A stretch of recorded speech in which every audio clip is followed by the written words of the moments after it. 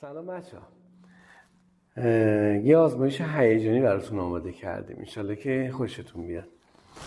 فقط ببینید وسایل لازم. یه ظرف آبه، یه ظرف شیشه‌ای ما انتخاب میکنیم، توش آب میریزیم.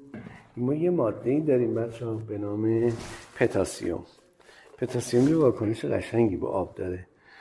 اینو توی نفت نگهداری میکنن. خب ما میاریمش بچه، اینو باید با احتیاط استفاده کرد. قطعه ای رو ازش میبریم. ببین پتاسیم سریع باید بچه برگردون به اون محلولی که توشه